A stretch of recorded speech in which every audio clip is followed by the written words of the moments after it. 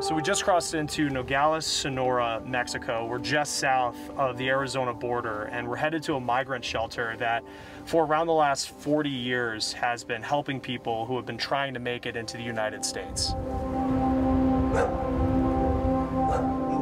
No fue del todo bien, ¿verdad?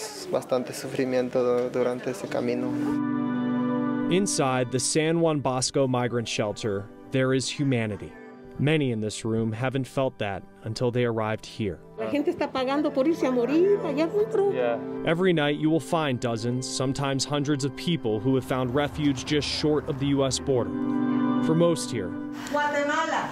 the trip, sometimes on foot, has been fueled by hopes of one day Honduras. making it to the other side. This is from last night. Most people are from Guatemala. Some migrants pay people to get them to the border, not knowing some guides are more about the money than migrant safety. Luego de ahí pues nos llevaron a bodegas, ¿verdad? Donde llega toda la gente. De ahí pues casi no nos dieron cobijas, ¿no? This man says he and his brother were given checkpoints to find the way north from Guatemala by people they didn't know. Solo pues nos pusieron en el piso, pusieron una cobija abajo y una cobija arriba y sufrían mucho frío. They left in search of better work. Their jobs back home paid the equivalent of roughly $6 a day. La mera realidad pues de nuestro país hemos salido por mucha necesidad. Nosotros como guatemaltecos en nuestro país pues los trabajos allá pues son duros. Estamos acostumbrados a trabajar duramente en el campo, pero nuestro pago es muy poco, ¿verdad? He says he already tried to cross into the U.S. illegally, but failed. That's the case for most migrants here tonight. Some have tried illegally, others in hopes of seeking asylum. Those who have crossed.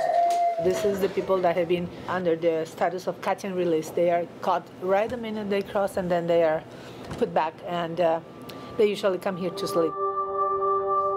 While the mayor of neighboring Nogales, Arizona, says his city is not seeing a migrant crisis for now, those at this shelter say they have seen an increase in the number of people coming to the border since President Biden has taken office, even though the administration has said the border is closed. As the new administration started, there was this call that people felt, okay, this is a new administration, let's go right now.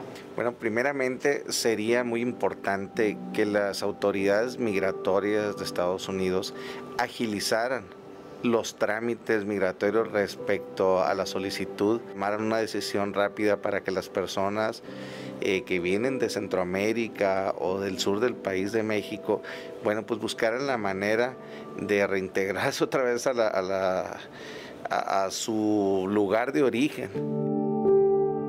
The shelter tells us these young faces are with their parents, unlike the recent spike in unaccompanied minors along other parts of the border. Alex LaPierre is with Arizona-based Border Community Alliance. How restricted it is to cross. He works with this shelter and tries to bridge the divide between Mexico and the U.S.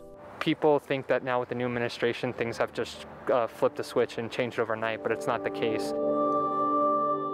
Finding the right approach to solving immigration may feel impossible.